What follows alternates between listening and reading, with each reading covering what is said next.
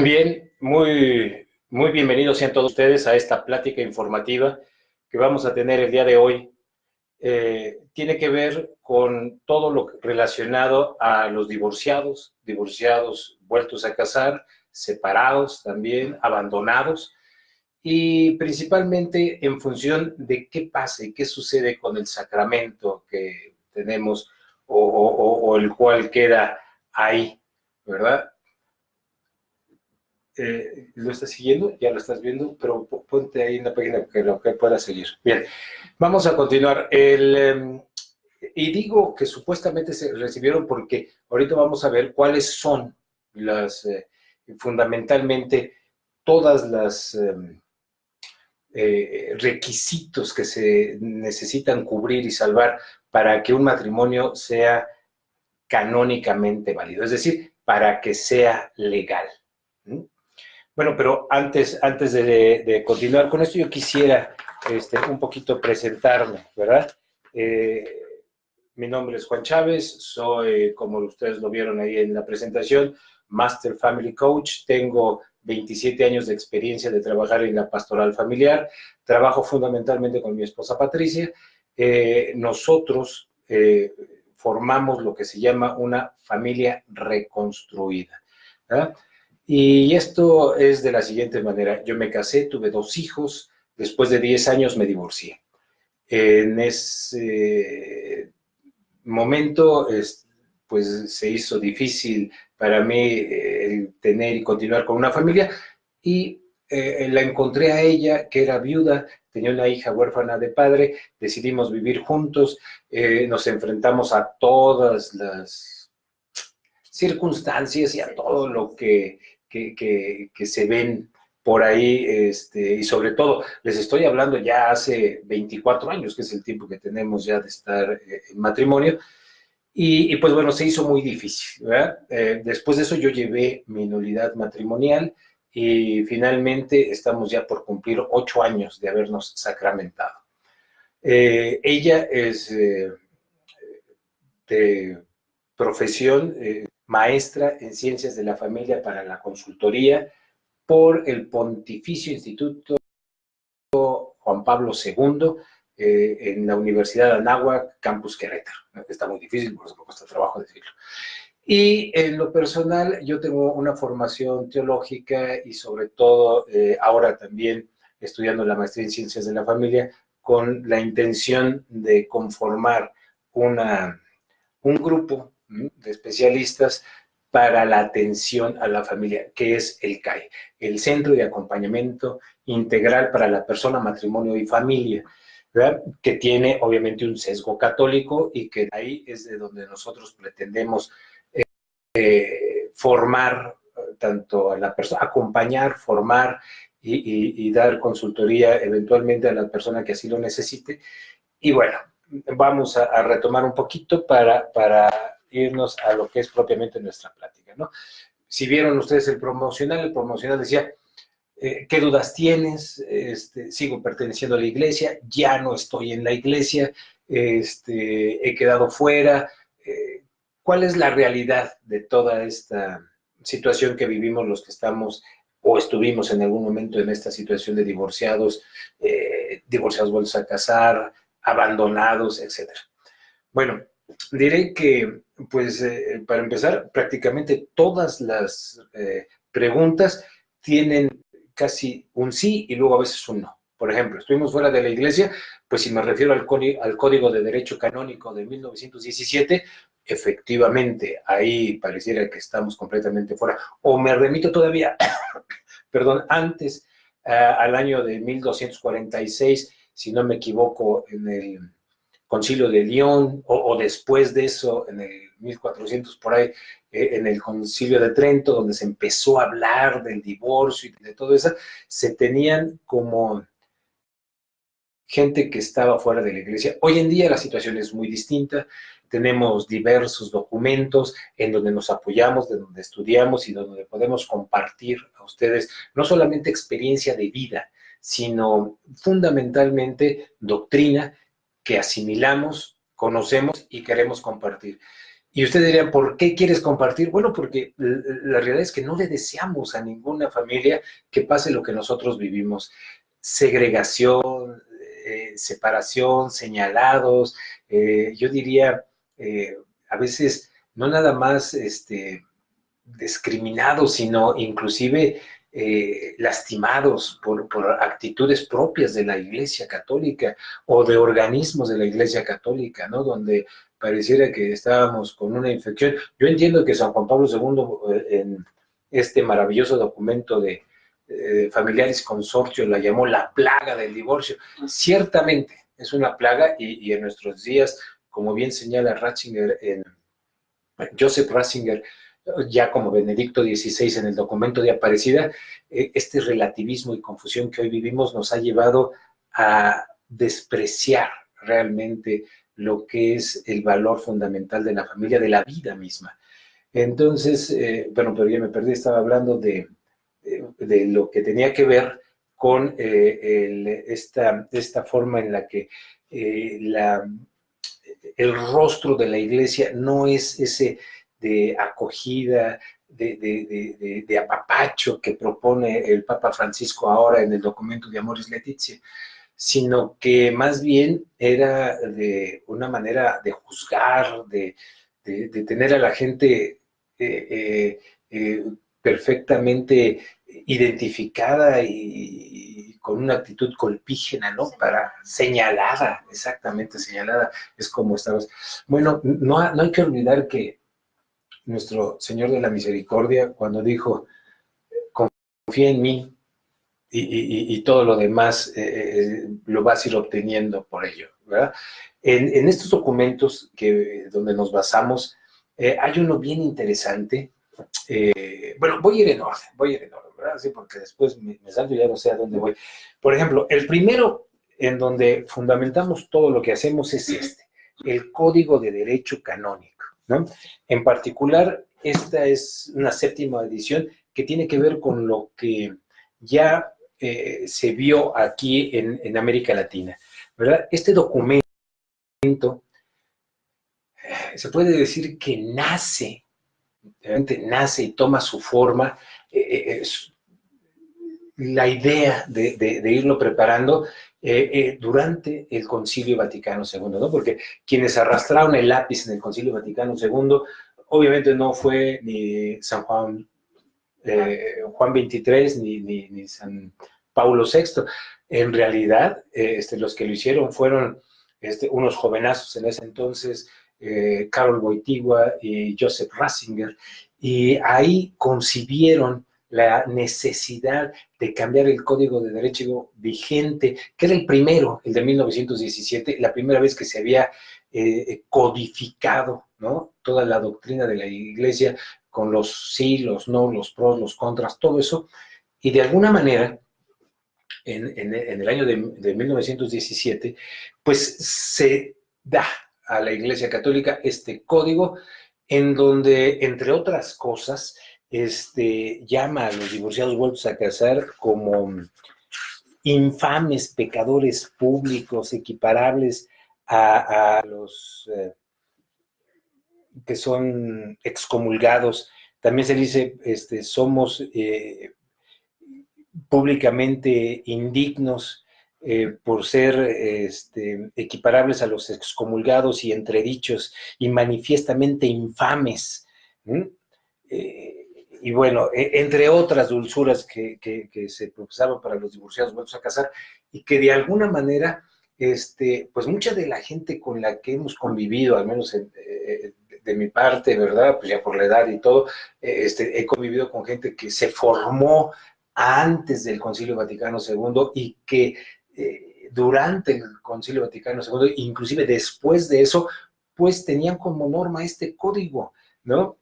Y de alguna manera había prohibición para dar una bendición, para darles exequias o sepultarlos en camposantos, o vamos, no había la posibilidad, estaban completamente fuera de la iglesia, equiparados a la excomunión. ¿Mm?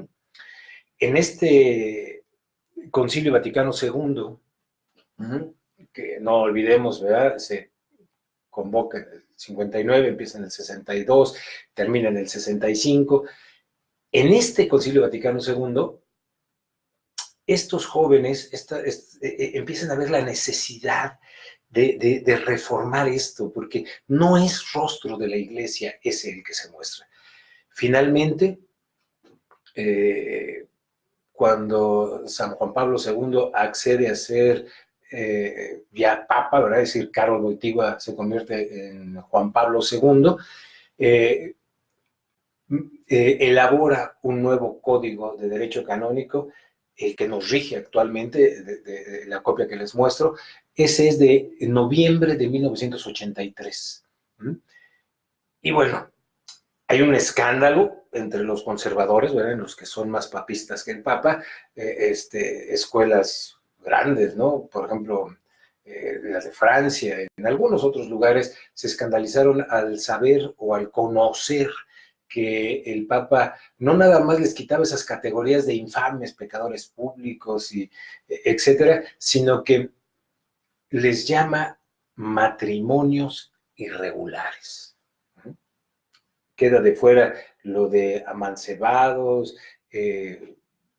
toda forma de expresión que fuera de alguna manera denostar a la persona o a la pareja, se excluye en el Código de Derecho Canónico y se les llama matrimonios irregulares. Esto obviamente marca un hito en la Iglesia, hay un cambio de pensamiento y luego, es decir, esto fue en 1983, ya antes, en 1981, él había regalado al pueblo de Dios una exhortación apostólica, la Familiaris Consortio, en su nombre en latín, o la familia en los tiempos modernos, en donde de alguna manera lo que hace es dar no nada más esta nueva actitud que debiera de tener la Iglesia en su conjunto para las personas que estaban o que estuvimos en algún momento en esta situación, y les llama ahí matrimonios irregulares, con alguna irregularidad, ¿no?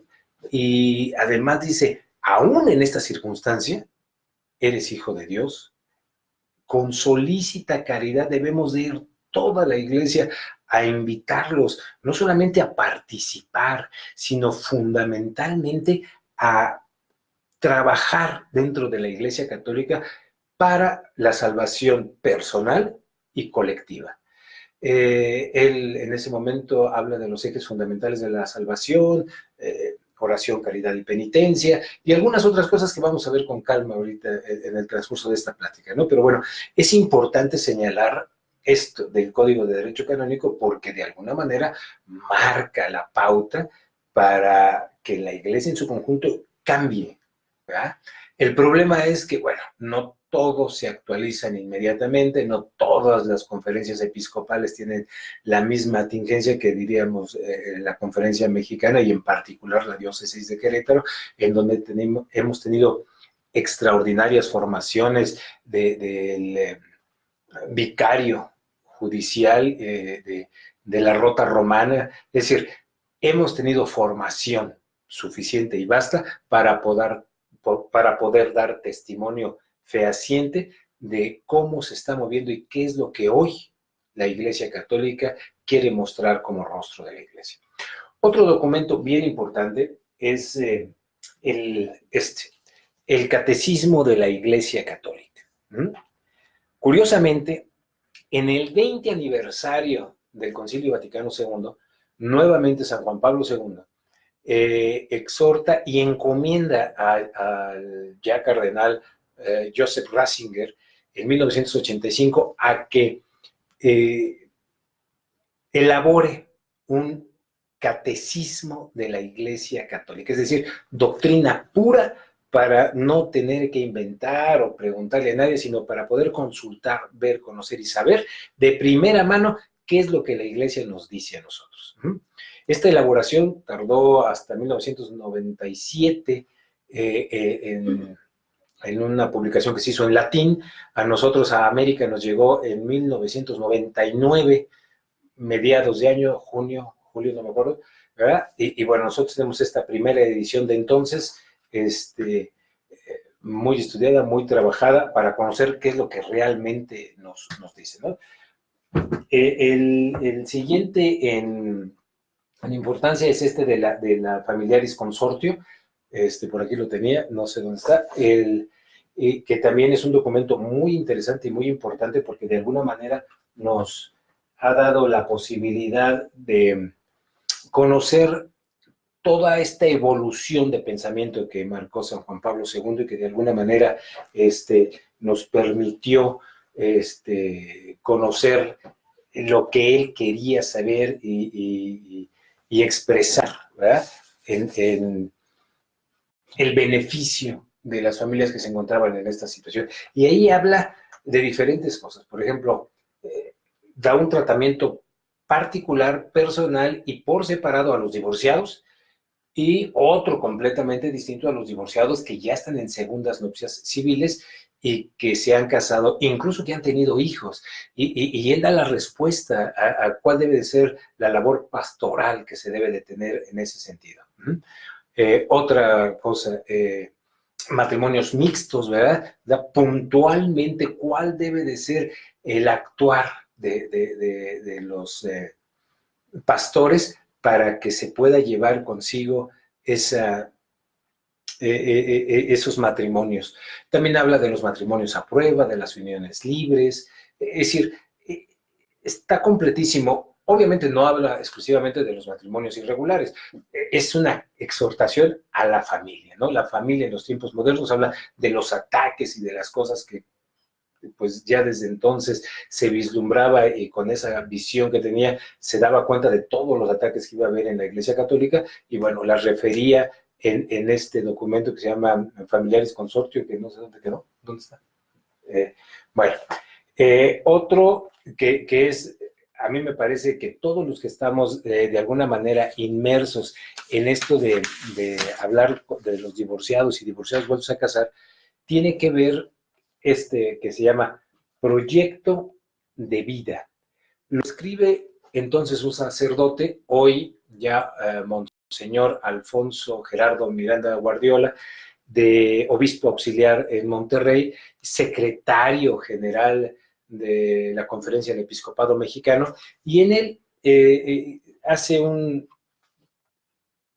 compendio de todo lo que necesitamos saber y conocer, obviamente sin una enorme profundidad, pero sí lo suficientemente claro para saber cuál es el lugar de los divorciados vueltos a casar, de los separados, de los abandonados dentro de la Iglesia Católica. Y aquí trata esta parte de los mitos, ¿verdad? Es decir, del por qué o cómo, qué pasó, ¿no? O por qué la gente cree alguna cosa, o por qué la gente pensaba que si tenían un hijo que estaba en esta condición, ellos también estaban condenados y ellos también no podían recibir la comunión y entonces le cerraban la puerta al hijo y hacían como que no estuviera y no existiera para ellos poder continuar con su religiosidad, ¿no? Y bueno, obviamente pues es un absurdo terrible y tremendo que separaba a las familias, ¿no? Ah, mira, este es el de la Familiares Consortio, es un documento muy rico, profundo y de enorme sabiduría que nos da línea para entender cuáles son los caminos que tenemos que seguir como iglesia para la atención de las familias que se encuentran en alguna condición de irregularidad. Bueno, otro importante que también es referencia para nosotros es Amores Leticia o la alegría del amor en la familia. Este ya es de el Papa Francisco y retoma de alguna manera todo lo que tiene que ver con la cuestión de la familia, la espiritualidad de la familia. Ese capítulo 9 es imperdible, ¿verdad? Porque tiene una serie de puntualizaciones de lo que tiene que ser la espiritualidad en la familia, para toda familia, para familias de divorciados, para familias de toda índole, está muy claro aquí. Y también hace referencia a quienes son, de alguna manera, personas que se encuentran en la irregularidad, cuál debe de ser el tratamiento de la Iglesia y cuál debe de ser la acción a tomar por las personas que están en esta realidad. Acto seguido sale un documento que, aunque este mutuo propio es cronológicamente anterior a Amoris Laetitia, pues salió después, ¿verdad? Lo voy a poner aquí. Es Mitis Judex Dominus Jesus. En latín, en castellano es el Señor Jesús Juez Clemente. Y es sobre la reforma del proceso canónico para las causas de nulidad, las declaraciones de nulidad, en el matrimonio y en el Código de Derecho Canónico. Se sustituyen algunos puntos del Código de Derecho Canónico del 83, ahora con este documento que salió en el 2015, ¿verdad? Es muy pequeño, tiene apenas, no sé, déjeme ver, 26, 27 páginas, pero es fundamental porque, para empezar, acelera los procesos, los hace mucho más económicos y accesibles, da la facultad a todos los obispos del lugar a convertirse o instituirse, ¿verdad?, como los jueces que pueden declarar nulidades y dar la invalidez y nulidad matrimonial a los procesos o a las situaciones o a los libelos que se presenten, y bueno, pues es encomiable, ¿verdad? Otro documento que en lo personal a mí me ha sido de enorme utilidad es el Enquiridión de la Familia, que es, bueno, pues es un compendio de documentos magistrales y pastorales sobre la familia y la vida. Recaba todo lo que tiene que ver con la familia desde 1965 hasta 1999. Obviamente, bueno, pues los que ya son del 2000 para acá, pues tienen mayor accesibilidad, ¿verdad? En el sentido de que pues podemos contar con el uso de los medios de comunicación que hoy manejamos y bueno, eso nos ha ayudado con estos documentos de hace algún tiempo, ¿verdad? Del 65 al 99, a enriquecer las posturas de la Iglesia desde el discurso, tanto a laicos comprometidos, a laicos en general, digamos, a la grey, y a los pastores, a los sacerdotes y a la jerarquía de la Iglesia para poder abordar esta realidad de qué son los divorciados y los divorciados vueltos a casar. Bien. Con esta breve introducción, quiero más o menos ejemplificar hacia dónde vamos, cuál es la intención de esta plática y sobre todo lo que quisiéramos es saber si tienen alguna duda, algo que pudiéramos aclarar, ¿verdad? O que de alguna manera pudiéramos comentar para ver si podemos clarificar las dudas que tienen. Voy a entrar en materia. Nos pareció lo más indicado para llevar esta plática es hablar un poquito primero, ¿verdad?, de qué cosa es el matrimonio católico y qué es el matrimonio sacramental. ¿Qué tiene que ver? ¿Cómo se habla? ¿Cómo se dice? Me refiero en términos jurídicos, ¿verdad?, que son lo que tiene que ver en el derecho canónico, en donde a partir de los numerales 1055 hasta el 1165, si no me equivoco, habla exclusivamente de qué es el matrimonio católico, desde cómo se conforma, cuáles son los bienes, cuál es su función, hacia dónde se dirige y todo esto. Por ejemplo, es una alianza, es un consorcio, se expresa ahí, es un consorcio matrimonial muy sui generis. ¿Por qué? Porque no es entre iguales, es entre hombre y mujer. Hombre y mujer somos iguales, sí, en dignidad, pero somos entes totalmente distintos en lo que tiene que ver a la biología, a la forma de pensamiento, de razonar. Hay muchas cosas que nos diferencian, pero entonces, bueno, somos complementarios, sí, innegablemente, pero otra de las cosas que lo hacen tan particular al matrimonio católico es la duración, ¿no? O sea, es un contrato que dura toda la vida, o sea, de que aceptas esa toda la vida. Otro, por ejemplo, la forma de aceptarlo es el mero consentimiento.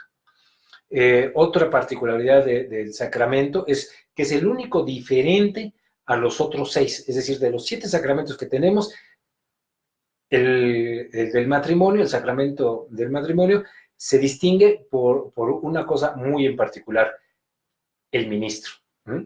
En todos los demás, el ministro es pues un sacerdote, un obispo, incluso un diácono puede hacerlo en algún momento dado, quien lo administra.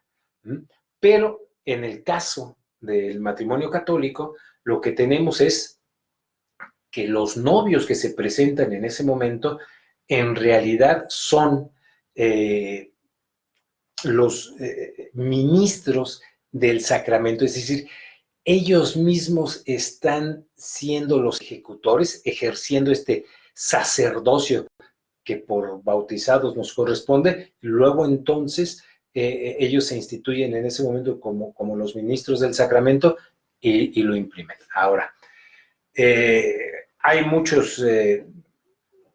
voy a dar nada más algunos ejemplos, porque bueno, si entramos en esa materia, hablaríamos solo del matrimonio en todo este tiempo.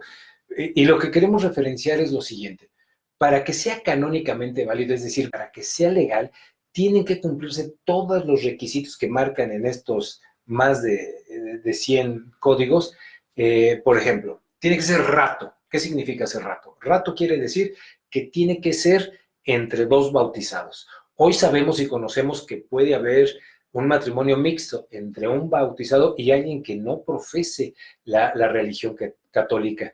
Y de alguna manera esto es viable y posible mediante una serie de lineamientos y de características en particular que se deben de cubrir respecto de cómo se hace un matrimonio mixto, cómo se lleva a cabo el matrimonio mixto. ¿verdad? Pero bueno, tiene que ser rato, tiene que haberse consumado. ¿Qué quiere decir esto? Que cuando vas a la iglesia y te presentas delante del sacerdote, que es la persona de Cristo en ese momento, a quien tú le vas a prometer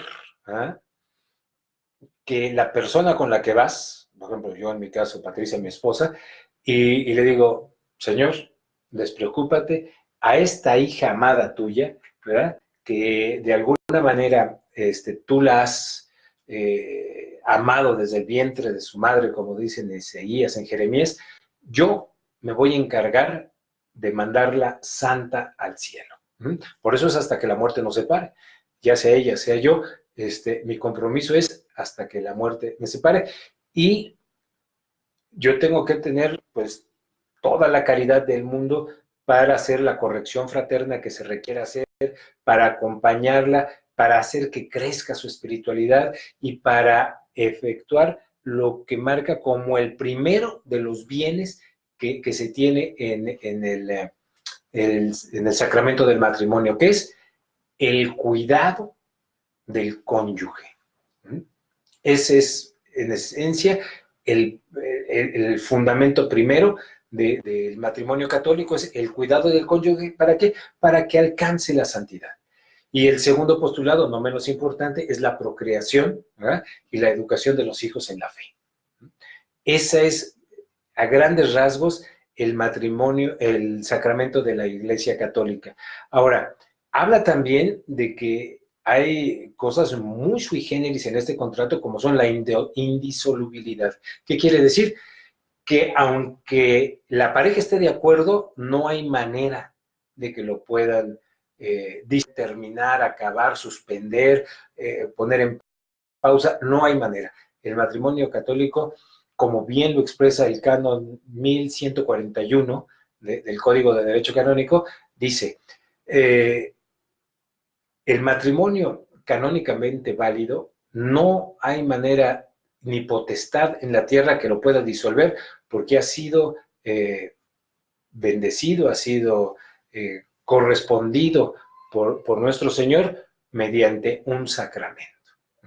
Bien, entonces, ante estas particularidades, sabremos que una vez que una pareja de jóvenes llegan al altar, se casan, ¿verdad? Y como decía, al momento de expresar esta promesa al Señor de cuidar de su hija y mandarle santo al cielo, o de su hijo y mandarlo santo al cielo, lo que vamos a tener es apenas la mitad o parte del sacramento.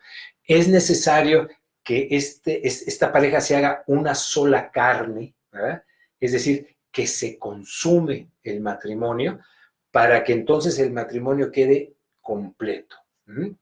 ¿Esto qué quiere decir? Que aunque van a la iglesia con la mejor intención, pero si de alguna forma no se consume el matrimonio, no es válido. ¿Mm?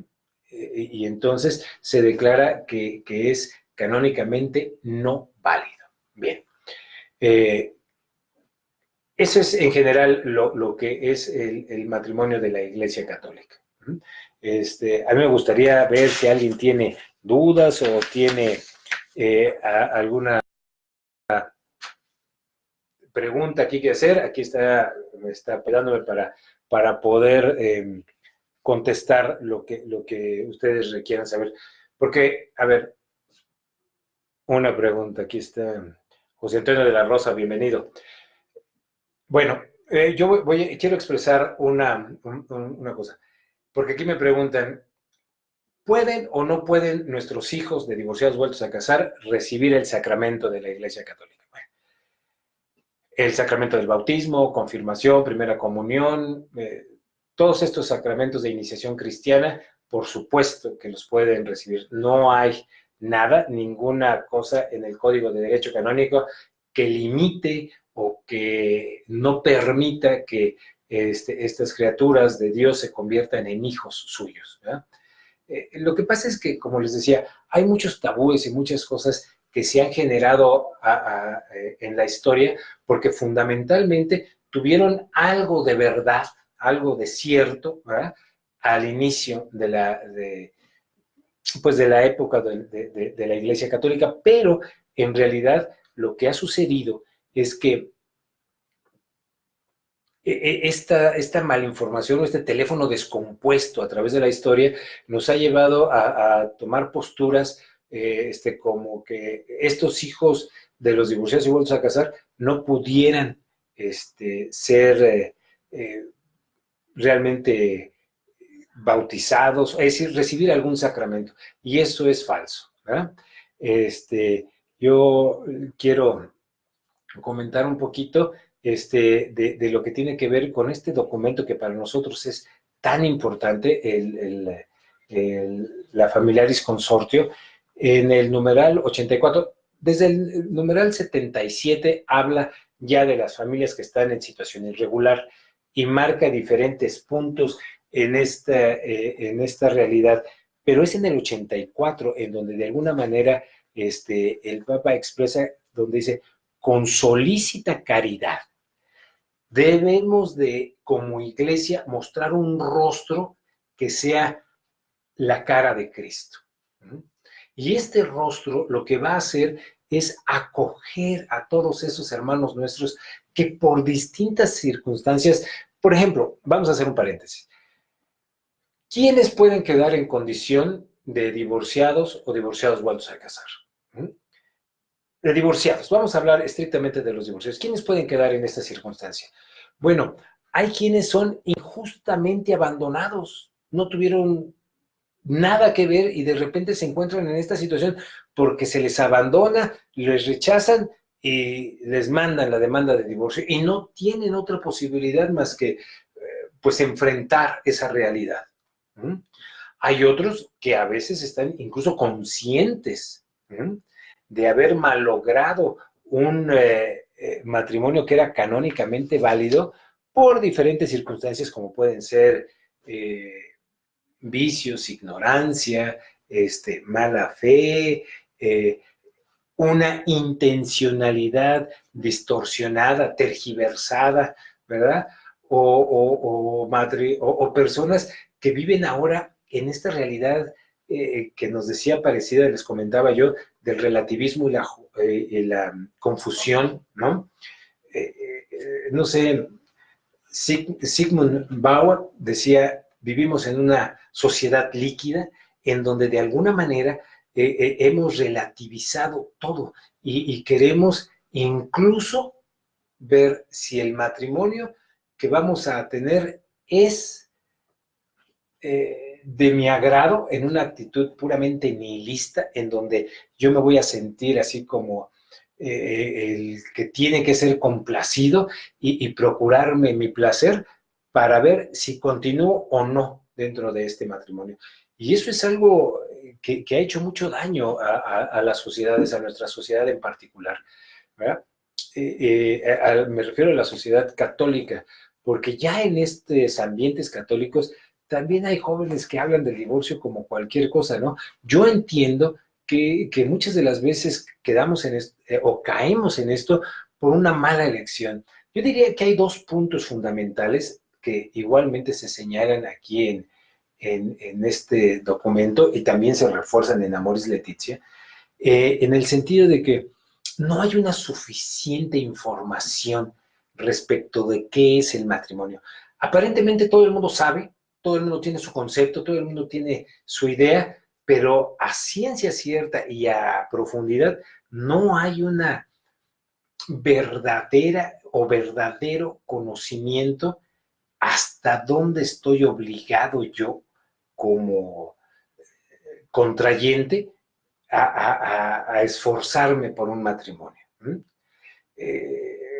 Las personas de antes decían, es que es tu cruz y la tienes que cargar. Bueno, eso tampoco es real, ¿verdad? Porque la única cruz con la que debemos de cargar es con la de nosotros mismos y ya es suficiente, ¿verdad? Para poder transitar en esta vida y alcanzar la salvación y apoyar, ¿verdad? A quien nos hemos comprometido a apoyar para su crecimiento, su desarrollo y su santificación. O tenemos el hermoso ejemplo de una santa, Conchita Cabrera, Concepción Cabrera de Armida, Conchita Armida, en donde como madre totalmente laica, fue profundamente fecunda, porque alcanzó una santidad desde el momento mismo en que concibió la idea de casarse, estaba totalmente decidida a alcanzar la santidad. Es decir, es viable, es posible para todos. Es difícil, por supuesto, ¿verdad? Pero la realidad es que nosotros aquí en este documento de la familia en los tiempos modernos, podemos ver que nosotros tenemos una misión muy importante que cumplir, que es la de educar a nuestros hijos en la fe, independientemente de la situación que nos encontremos, que conozcan la fe, que conozcan qué es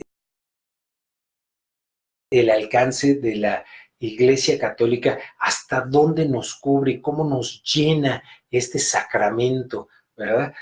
Pero ahí también se nos hacen regalos, no nada más en el bautismo, en cada sacramento Dios nos regala siempre bondades distintas. Por ejemplo, fe, esperanza y caridad, o el perdón absoluto y limpieza de nuestros pecados, independientemente si llegamos con atricción, contrición o compunción, es decir, cómo lo hagamos es independiente, pero es importante para nosotros saber y conocer que la intencionalidad de nuestras acciones siempre es tomada en cuenta, ¿verdad? Porque hay mucha gente que dice, no, es que no tengo los medios, no tengo el conocimiento, no tengo la formación, no tengo... No, pero tienes la oración, tienes la caridad, tienes la penitencia, son ejes fundamentales para alcanzar la gracia de la conversión.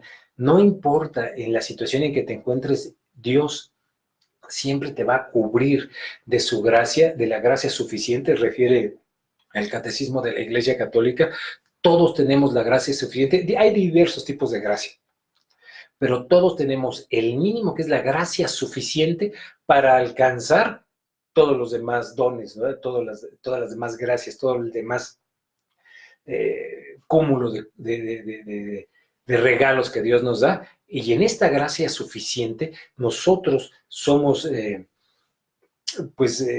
quienes vamos a solicitar el servicio, es decir, nosotros queremos ser parte, deberíamos de querer ser parte del servicio del reino de Dios, y luego entonces nos vamos complementando y allegando de diferentes tipos de gracia, gracia de Estado y gracia de, es decir, las gracias de acuerdo a la función que vayamos teniendo.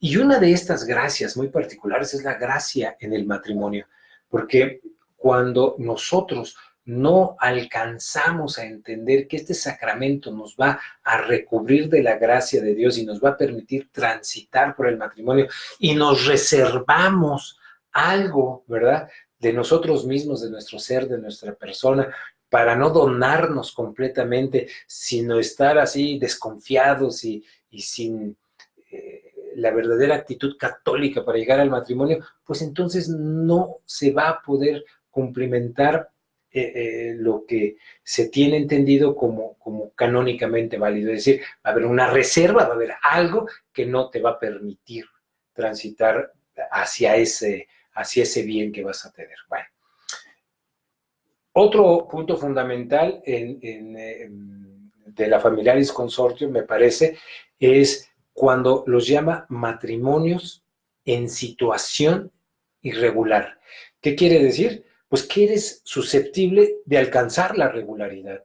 Y alcanzando la regularidad, puedes solicitar la gracia de la conversión, que es el fin último como católicos. O sea, nosotros todos estamos llamados a eso, a alcanzar la salvación. Y de eso se trata. Por eso cuando alguien me dice, oye, es que yo ya no estoy en gracia de Dios, ¿no? O es muy común, yo voy, y no crean que estoy hablando de los pueblos o de lugares apartados, aquí mismo en nuestra ciudad de Querétaro hay mucha gente que dice, es que ya no estoy en gracia de Dios. Digo, por favor, nuestro Dios, nuestro Padre, no tiene hijos desgraciados. No, Él no, nunca. ¿Mm?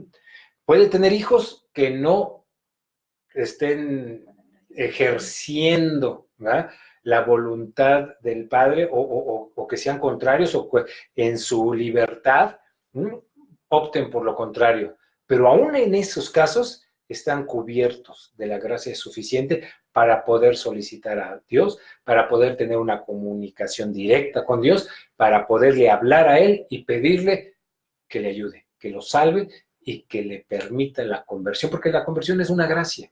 La conversión es dada por Dios. Nadie se convierte ni se transforma ni se cambia por sus medios. Es necesariamente a través de este amor incondicional, amor insondable.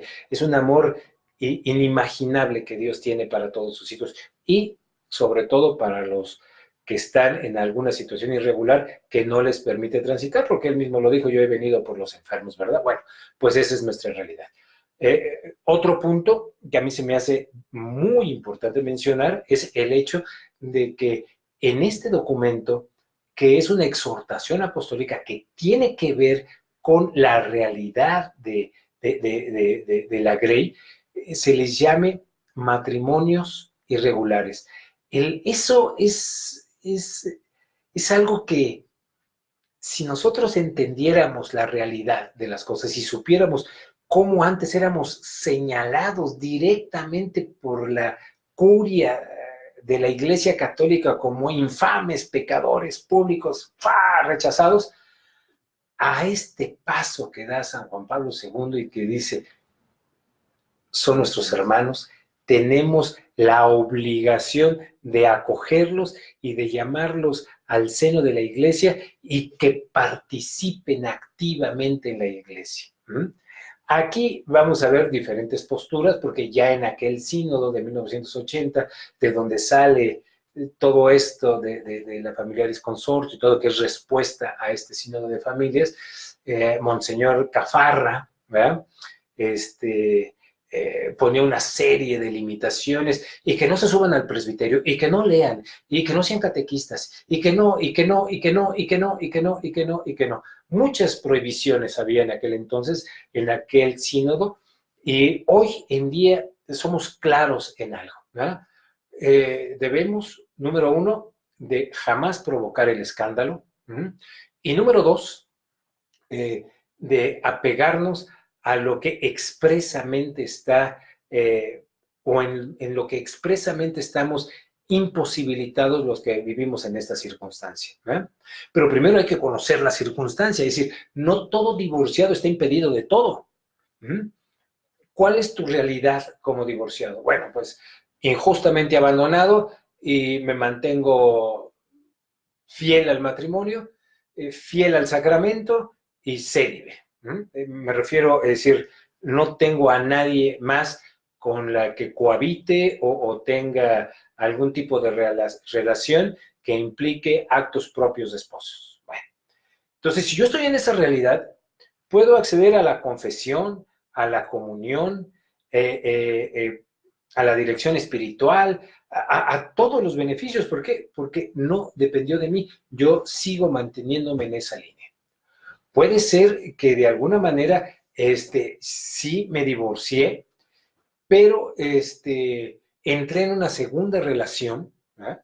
Y ya incluso procreé hijos, pero en conciencia sé que mi anterior matrimonio no fue canónicamente válido porque yo lo sé, o sea, lo percibo, lo entiendo, lo conozco. Ahora que tengo esta otra realidad, veo la diferencia y puedo hablar expresamente de ello. Bueno, en ese momento tengo una obligación que es real, es aclarar cuál es mi relación con Dios, es decir, en qué términos me estoy manejando hoy con Dios. Y eso implica el hecho de llevar incluso, no nada más un acompañamiento espiritual, sino ir todavía más allá e investigar si yo soy sujeto de, de un proceso de nulidad matrimonial.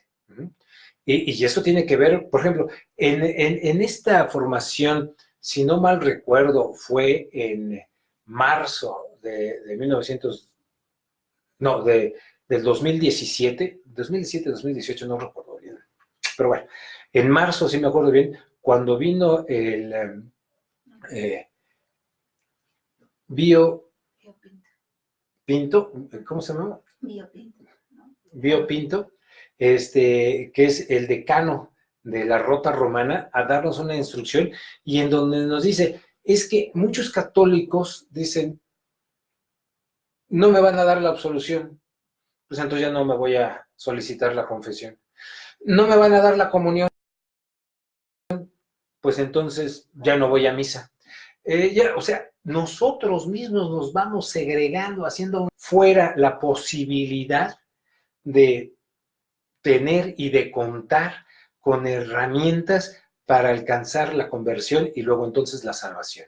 Él nos decía, ok, tú sabes que estás en un pecado de adulterio continuo, que es el divorciado vuelto a casar coloquialmente, ¿no? Que en la Iglesia Católica nadie se vuelve a casar, es un católico en segundas nupcias civiles, ese sería el término correcto.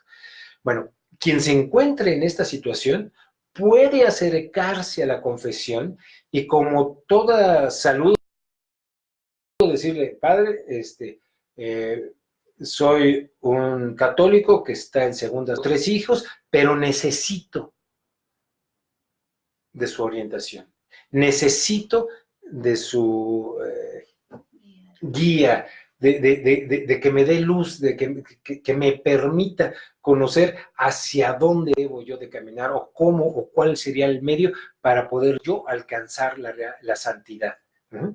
Y este sacerdote tiene la obligación de escucharte, la obligación de enterarse de todo y de, si él es capaz, de darte una orientación adecuada a tu formación, porque ellos están para cuidar el matrimonio.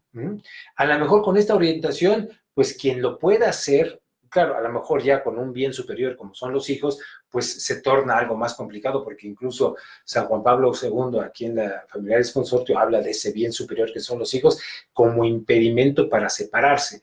Pero quien lo pueda hacer, a lo mejor después de una orientación como tal, decide hacerlo. O de alguna manera se puede enterar de algunas cosas que no conoce, como por ejemplo la posibilidad de acceder a una nulidad matrimonial. En fin, tiene derecho como católico a acercarse y a pedir la asesoría de esa nulidad, de esa confesión, que no, obviamente no es confesión, porque una confesión tú revelas tus pecados y esperas la absolución de los mismos, ¿verdad?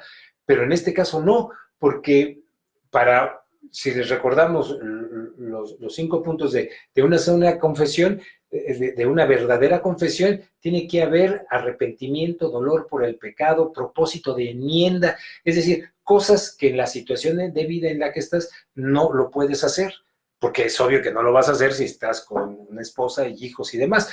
Entonces no puedes aspirar a la absolución, pero sí puedes aspirar a clarificar tu mente, a encontrar luz, a buscar y que te orienten a encontrar el camino para alcanzar la salvación. Eso es muy importante. Y la otra es la Santa Eucaristía, la Santa Misa.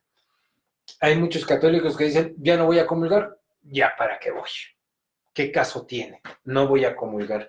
Bueno, yo te digo que en la misa, así a grandes, muy grandes rasgos, hay 4 momentos importantísimos, cada uno de ellos. Alabanza, adorar, reconocer en este primer momento quién es el Dios y quién es la criatura. Y digo, es importante porque a veces se nos olvida, ¿verdad? Quién es Dios y quién es la criatura. Y distorsionamos y queremos que Dios se amolde a nuestros caprichos y que Él sea de alguna manera lo que yo necesito que sea, etc. Bueno, entonces, alabo y reconozco a Dios como Señor, a Cristo como mi Salvador y al Padre como el dador de toda la vida. En alabanza. Primer momento. Segundo momento, liturgia de la palabra. ¿Cuántas veces han oído, no solo de pan vive el hombre? Pues no, hay que nutrirnos espiritualmente y eso es mediante la palabra de Dios. Pero la palabra de Dios tiene que tener una manera de ser adaptada, de ser apreciada, de ser recibida, con una actitud teopática, ¿verdad? Es decir, tener nuestro corazón vívido hacia un amor kenótico. Voy a explicar estas palabras. Actitud teopática, es decir, yo terrenal, yo persona de este mundo, persona perfectamente natural, me voy a comunicar o pretendo comunicarme con alguien sobrenatural, que es espíritu. Dos cosas diferentes. Por eso necesito tener esta actitud teologal. Y un amor kenótico es decir, vaciarme de todo lo que yo creo, supongo que es el amor y que no me sirve de nada, vaciarme de eso para permitir que entre el amor de Dios en mí. Y eso se logra a través de una,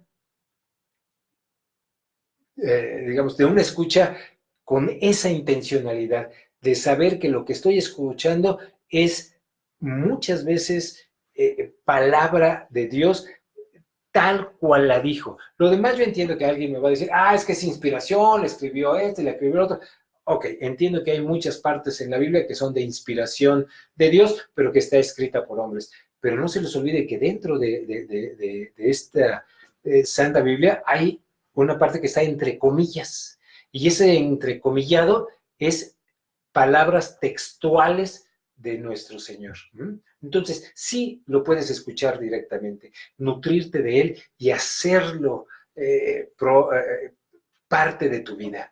Otro momento. Entonces, el primero, alabanza; el segundo, liturgia de la palabra; la tercera, liturgia eucarística, ¿no? Ahí es donde vamos a prepararnos para recibir el cuerpo místico de Cristo, es decir, esta sagrada Eucaristía, hostia que vamos a recibir ya consagrada, en donde hemos sido testigos de la transfiguración, ¿verdad? Y ahora nos disponemos a ser uno con Cristo. Yo les recomiendo, aquí entre paréntesis, que lean el capítulo 17 del Evangelio según San Juan, en donde hay una oración sacerdotal para que entendamos qué cosa es ser uno con Cristo, ¿no? Por eso San Agustín decía, debemos de llegar a ser dioses, pero no es porque seamos dioses en nuestra persona, sino porque vamos a estar adheridos a ese Dios magnífico y amoroso que nos permite estar con Él. Bueno, para eso, como decía Santo Tomás de Aquino, necesito tener una comunión perfecta. Y la única comunión perfecta es la que me prepara, antes que nada, con una comunión espiritual, ¿no? Hay mucho nosotros la hemos regalado por cualquier cantidad de espacios, y si no, aquí en el CAE la vamos a poner también para que puedan acceder, pero lo más importante es que después de esta comunión espiritual y ya con una actitud dispuesta a encontrarme con el Cristo, a encontrarme con la experiencia en todos mis sentidos de esta bendición que el Padre ha querido darnos, ¿verdad? El Hijo. Bueno, en ese momento vamos a tener esta comunión perfecta, preparados con la comunión espiritual y hechos realidad con la comunión sacramental. He oído, y aquí abro un paréntesis nuevamente, he oído a muchas personas que equiparan o inclusive sustituyen una por la otra, por si llegan tarde, por si no se han confesado, por si todo dicen, bueno, cuando menos ya me confesé, me hice mi comunión espiritual. La comunión espiritual es para prepararte. Claro, un divorciado vuelto a casar dirá, bueno, entonces, ¿de qué me sirve a mí la comunión espiritual? Hombre, pues por supuesto que te sirve, porque te va a preparar para alcanzar una comunión perfecta, como habla Santo Tomás de Aquino, pero esta se da mediante la caridad, esta se da mediante la penitencia, esta se da mediante la oración, para que tú puedas ser. Acuérdate lo que dijo nuestro Señor, esa es de la parte entrecomillada, quien a uno de estos pequeños atienda, de un vaso de agua, de lo que sea, lo está haciendo conmigo. Entonces, ¿tú quieres hacer comunión con el Cristo? ¿Tú quieres hacer comunión verdaderamente con Él? Prepárate con la comunión espiritual, ten esta actitud teológica, ten esta intención y luego entonces ve a ofrecer tu servicio al Señor. ¿Verdad? Bueno, estamos en ese tercer momento. Alabanza, liturgia de la palabra, liturgia eucarística, y el cuarto momento de la comunión en la Iglesia Católica, es decir, me refiero a la Santa Misa, es el envío. Es decir, cuando finalmente concluimos, sí, ya hicimos la oración del Padre Nuestro, vivimos la epíclesis, fuimos testigos de la transubstanciación, pero yo diría que algo igualmente importante al consumir este cuerpo y sangre de nuestro Señor es el envío. ¿Y cuál es ese? Cuando dicen, demos gracias a Dios, la misa ha terminado, vayamos a vivir el Evangelio, vayamos, demos gracias a Dios, para ir a hacer vida lo que estuve escuchando, a lo que me comprometí, a lo que verdaderamente he querido saber y conocer a través de esta participación en este santo sacrificio. Por eso San Juan Pablo II, en la exhortación apostólica esta de la Familiaris Consortio, dice, debemos animarlos a que no pierdan la costumbre de ir y de asistir a la Santa Eucaristía, porque esa es la forma en la que van a poder ir transformando este corazón de piedra en corazón de carne. Esa es la forma en la que van a ir accediendo a la gracia para poder volver a ser uno con Cristo. No podemos perdernos ni de la formación espiritual que tiene que ver con la dirección espiritual y con la orientación espiritual que recibimos a nivel incluso de confesión, ¿verdad? Pero vamos, no hay absolución. Esto es lo que realmente nos va a ir dando la pauta para ir caminando y centrándonos en esta realidad. Luego entonces yo pregunto, si yo estoy con una verdadera actitud teopática, ¿no? Es decir, tratando de encontrarme con mi Señor y Salvador. Si yo estoy teniendo esta verdadera intención de servir a Dios, pero me encuentro en esta realidad por ignorancia, por circunstancias, por incluso por mala fe de con quien yo creí compartir mi vida, por la circunstancia que fuera. Yo digo, ¿tengo alguna limitación extraordinaria aparte de la que yo mismo me he procurado? En otras palabras, para hacerlo más claro, la Iglesia Católica no te prohíbe nada, nada. Entonces tú vas a decir, entonces ¿por qué no me dan la comunión? ¿Por qué no me perdona mis pecados el Padrecito? Bueno, porque hay normas, hay una doctrina que te dice claramente que si tú no te arrepientes del pecado, pues yo no puedo bendecir tu pecado. Pero lo que sí puedo hacer es bendecirte a ti en lo personal y animarte y exhortarte para que cambies esa situación en tu vida. Entonces, nosotros debemos de asistir a ese sacrificio. Yo lo sé que los más puristas y gente que se ve lejos y que siempre se ha visto lejos de esta realidad, pues le va a costar trabajo entender esta realidad. Pero quienes nos hemos visto limitados de acceder a la comunión con nuestro Señor, sabemos y conocemos verdaderamente la importancia de tener un acercamiento, cualquiera que éste sea, para poder ir transformando nuestra vida y para que llegue el momento en tener una verdadera conversión de cuerpo, mente y espíritu. Bien, hasta aquí voy a dejar esta parte de la Familiaris Consorcio que les decía es maravillosa, nos llena de conocimientos, nos llena de cosas, pero aquí yo quisiera atender algunas preguntas, si tenemos ya alguna pregunta por ahí, alguien que nos quiera decir, bueno, otra vez la misma de los sacramentos, ¿verdad?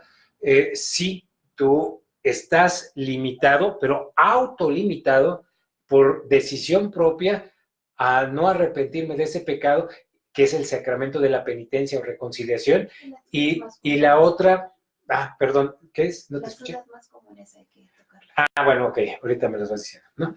Es que hay otras preguntas, pero bueno, quiero aclarar esta. ¿Qué era lo que estaba diciendo? Ya no, se me fue.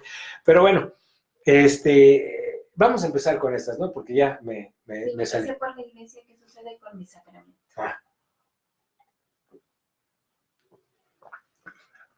La primera dice, si yo me casé por la iglesia, ¿qué sucede con mi sacramento una vez divorciado? Pues necesitas saber, necesitas preguntar, necesitas conocer, porque fundamentalmente la pregunta no es ¿qué pasó con el sacramento? Al sacramento no le pasa nunca nada.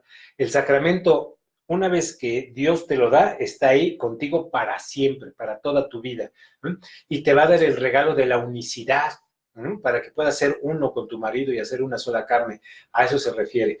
Bueno, la pregunta sería, ¿realmente tuve el sacramento? ¿Realmente fui sujeto canónicamente de poder recibir el sacramento? ¿O hubo algo, un vicio de origen, como intención o como, no sé, formación o incluso hay muchas situaciones que son porque, por ejemplo, les voy a nombrar nada más una causal de nulidad, ¿no? No me equivoco, es el 1095. El canon 1095 dice incapacidad afectiva. ¿Qué quiere decir? Hay personas que no son capaces de poder amar. ¿Por qué?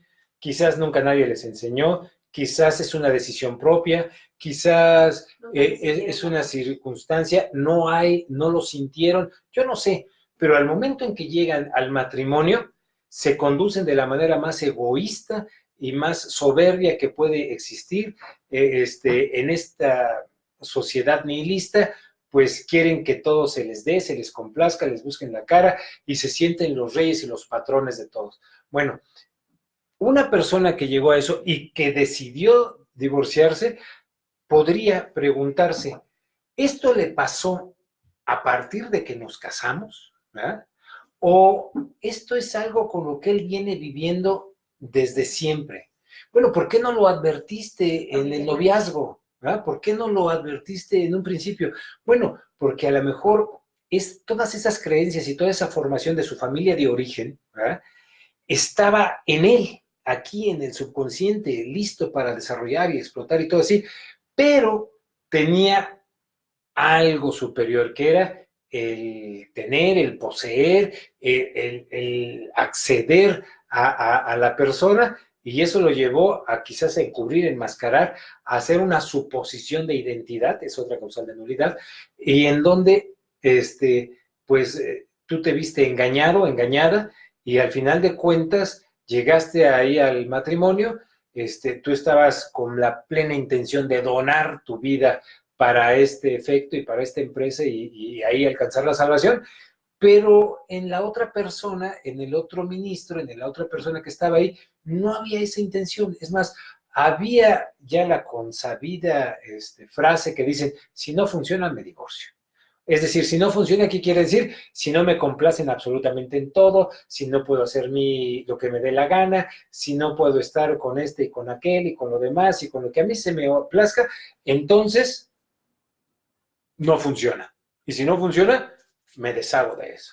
Bueno, en ese caso es donde aplica el hecho de ir con un sacerdote a nivel de confesión, obviamente para buscar una orientación y decirle, padre, pasó esto, esta es mi circunstancia, si has tenido un director espiritual en tu vida antes, bueno, pues él que conoce todo esto te puede dar luz y a lo mejor ellos mismos te animan, ¿verdad?, a acceder a una nulidad matrimonial, a escribir tu libelo y que los que atan y desatan en la tierra, es decir, ahí en el tribunal eclesiástico, te digan, pues mira, tu matrimonio fue inválido y nulo, ¿no?, que es el término correcto, y luego entonces no existió el sacramento.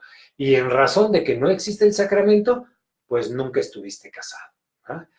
Y entonces, ¿qué pasó con el sacramento? Pues el sacramento resulta que nunca se te dio. ¿Mm? Es decir, tú te casaste por la Iglesia Católica, pero no se cumplió lo que tenía que cumplirse para que fuera canónicamente válido. Podemos ver matrimonios que nunca existieron. Ok. Si ustedes se comunican al CAI, tenemos un libro buenísimo que se llama Matrimonios que nunca existieron. Se los podemos facilitar o decir dónde lo pueden adquirir. Es de Editorial San Pablo. Se encuentra en cualquier editorial o librería que venda de San Pablo. Se llama Matrimonios que nunca existieron. Y podemos encontrar algunas causales. Y bueno, ahí me dice Pati muy bien que ahí van a haber muchas más causales, es decir, yo como colaborador del tribunal siempre recomiendo dar una lectura a este libro, a este documento, que es muy sencillito, tendrá 70 páginas, y entonces, ¿qué es, cómo se busca y cómo orientarnos en las cuestiones de nulidad matrimonial? ¿Mm? Otra pregunta. Ya me divorcié. ¿Mm? Cada quien por su lado. Yo sigo, soy o ya no soy parte de la Iglesia Católica. ¿Mm? Un poquito de agua. Pues la única forma de entrar a la Iglesia Católica es el bautismo. ¿Mm? Pero es un sacramento que imprime carácter. ¿Qué quiere decir esto? Que es algo de lo que solo bajo una muy puntual ritualización y con una serie de requisitos puedo quitarme de encima. Pero en términos generales nadie se puede desbautizar solo, es decir, nadie queda fuera por decisión propia o de alguien más, ¿no? El único que tiene la facultad de hacer eso es el señor obispo, para poder decir, tú estás excomulgado, es decir, ya no estás en comunión con la iglesia, pero tanto como tirarte a la basura, tampoco, ¿verdad? En pocas palabras, yo, una vez bautizado, soy y seré siempre de la Iglesia Católica. Puede que por mis decisiones y mi libre albedrío y mis circunstancias y ideas o lo que fuere, puede ser que yo solo no alcance la salvación y no alcance la posibilidad de acceder a la vida eterna en presencia de nuestro Señor, ¿verdad? Puede ser que a lo mejor yo mismo me condene y me lleve a la posibilidad de vivir eternamente en ausencia de Dios, es decir, en el infierno. ¿Mm? Pero aún así, aún que haya decidido ir al infierno, soy parte de la iglesia, parte malograda de la iglesia católica. Entonces, sí, siempre soy parte de la iglesia. Y esto, por eso es que decía que esta pastoral nuestra es la pastoral de la información. ¿A quién le importa esto? A nosotros. ¿Quiénes somos los segregados? Nosotros. ¿Quiénes sentimos el dolor? Nosotros. ¿A quiénes lastiman las personas cuando nos señalan, cuando nos segregan, cuando nos juzgan sin siquiera saber y conocer nuestra historia ni nada? Pues a nosotros. Entonces nosotros debemos ser los promotores de ver esta realidad, se difunda, se conozca y dejemos ya, por Dios, de pensar en términos del Código de Derecho de 1917 como infames, pecadores públicos, indignos, merecedores del infierno, ¿verdad? Ahora somos y seremos siempre parte de la iglesia, con una condición de irregularidad que lo único que requiere es regularizarse, pero estamos dentro, siempre dentro, nunca fuera. ¿Pueden mis hijos recibir los sacramentos? Esta ya la habíamos comentado, si pueden mis hijos o no recibir los sacramentos de la Iglesia Católica, sí. Dios hace un solo distingo en su iglesia, los bautizados y los no bautizados. Y a los que los urges, a los bautizados, les dice, vayan, corran, corran y avísenle a estos para que se bauticen y vivan el reino de Dios. Es decir, bautizados, no bautizados. De todas maneras, siempre Dios quiere que todos los hombres se salven. Si vemos el catecismo de la Iglesia Católica, hay un principio salvífico que eso dice, Dios quiere que todos los hombres se salven. Entonces somos merecedores de recibir su gracia en cualquier situación de irregularidad en que nos encontramos. Puede participar. Ahora, ¿qué hay del ser parte de la iglesia? Es decir, de que yo pueda ir a misa y escucharla y saber que esas palabras de Dios son para mí, y la realidad de participar activamente en la iglesia. Hay una diferencia. Es decir, me refiero a que no es que no se participe activamente en el sacrificio de la Eucaristía, ¿no? Aunque no comulgues, ¿verdad? Tienes la comunión espiritual y tienes la disposición para hacerlo y tienes las obras de misericordia y tienes muchas cosas para poder hacer comunión con Dios. Pero la participación, me refiero al ejercicio de estar del otro lado, ¿verdad?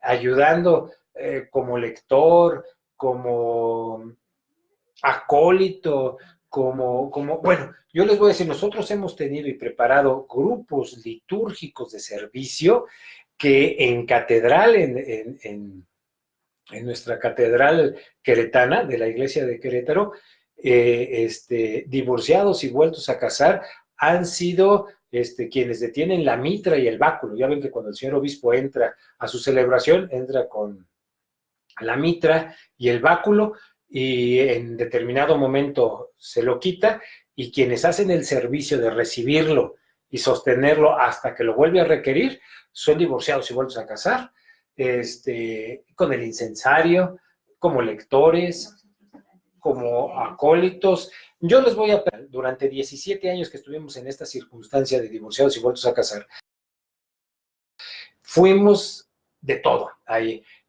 Preparábamos, bueno, llevábamos desde a barrer el templo, aquí en esta parroquia de la Virgen de la Anunciación en Tejeda, con el padre Enrique Ugalde, ahora con el padre Hugo Rayón, hacemos el servicio del altar, hacemos lecturas, organizamos a la gente, hacemos la recolección de las ofrendas, de la limosna. Es decir, hemos participado en absolutamente todo lo posible por participar en la iglesia. Yo sé que Monseñor Cafarras decía, impensable que puedan pasar a hacer esas lecturas, ¿no? Yo les voy a hacer una anécdota, si no me equivoco, fue en el año de 1997, 96, 97, 1996, 97, fuimos a una reunión a Puebla en donde se trataron estos temas, había obispos, estaba dirigiendo el evento Monseñor Medina Pech, don Rodrigo Aguilar, entonces obispo de Matehuala, presidía las sesiones, es decir, había un mundo de personas ahí, y de alguna manera alguien sugirió esta realidad que venía dentro de la proposición 14 como un anexo cuando se estaba prefigurando aquel sínodo de 1980 y se estaba tratando de entender y de darle una interpretación clara y lógica a lo que era la Familiaris Consortio, y entonces una religiosa dijo, no, es que ellos son pecadores y no pueden pisar el presbiterio, mucho menos hacer una lectura, ¿no? En ese momento nos acompañaba un sacerdote, amigo nuestro y mentor en estas lidias. Bueno, eran dos, era el padre Saúl Ragoitia Vega, quien nos hizo favor de presidir nuestra Eucaristía cuando nos casamos, Pati y yo, y otro que concelebró, el padre Filiberto Cruz Reyes, canónico, él, y dijo, bueno, entonces llamaremos a la Virgen o a San José, o quién va a hacer las lecturas, porque aparte de los divorciados vueltos a casar, pues todos los demás también son pecadores en algún momento, ¿no? No, pero que sí, pero que ellos tienen el pecado, que no han renunciado, que sí, que no. Es decir, hubo una gran discusión, me acuerdo ahí de Monseñor Rodrigo y Monseñor Medina Pech, dando manotazos en la silla para lograr nuevamente tener el silencio y todo, y hubo incluso un momento de reflexión, se suspendió, y cuando reiniciamos la sesión dijeron, se va a tratar, se va a conocer, cada obispo tendrá su forma de verlo ya en una forma muy particular en su diócesis, pero en principio decimos sí, sí pueden acceder a esto, ¿no? Y como esas cosas es cuestión de haber ido progresando y creciendo y madurando en nuestra fe para saber cuál es la realidad de nuestra situación en la iglesia y con qué intencionalidad hacemos lo que hacemos o qué es lo que buscamos cuando tratamos de acercarnos al servicio de la Iglesia Católica. ¿Otra pregunta? ¿Puedo comulgar? ¿Por qué no podemos comulgar? Bueno, en el sacrificio de la Iglesia está la fidelidad, lealtad de Cristo con su esposa, la Iglesia. Eso es lo que se significa y se actualiza en cada Eucaristía. Esa fidelidad y esa determinación de perseverar de Cristo con su iglesia, independientemente de qué pecadora sea, independientemente de qué pecadotes o pecaditos haya cometido. Es importante para Cristo y para la iglesia que sepan que Él siempre está presente, dispuesto y con los brazos abiertos, con su infinita misericordia, para que siempre podamos confiar en Él y en su salvación. Bien. Esa actualización tiene pues una significación muy importante, porque en esa se basa la confianza de nuestra fe, de saber que Cristo está ahí siempre, Él no cambia, Él jamás dejará de ser Dios porque es bueno y eso es lo que quiere, la salvación de los hombres. Y en respuesta, esta forma en la que yo he resuelto mi matrimonio de divorciarme, de separarme, de estar aparte de la persona a quien yo elegí, llevé al altar y le pedí que bendijera para que me ayudara en mi salvación y yo me comprometí a su salvación, pues deshice esa promesa. Por mi culpa o por la de alguien más o por las circunstancias, por lo que haya sido, ya no me va a ser posible cumplir esa promesa. Entonces, ahí hay una contradicción objetiva con esta fidelidad de Cristo. yo ya no fui fiel en este aspecto. Necesito resolverlo. Necesito de la gracia para alcanzar la conversión necesaria para poder resolver esto. Es decir, por mis medios no lo voy a hacer, no lo voy a lograr. Necesito forzosamente estar en gracia de Dios, me refiero no en gracia santificante, claro, pero en una gracia que me permita acceder a la conversión para, con esa gracia, moverme hacia adelante, moverme a lo siguiente. ¿Alguna otra pregunta? No, bueno, creo que estamos llegando al final de nuestra plática. Nos queda mucho tema, muchas cosas.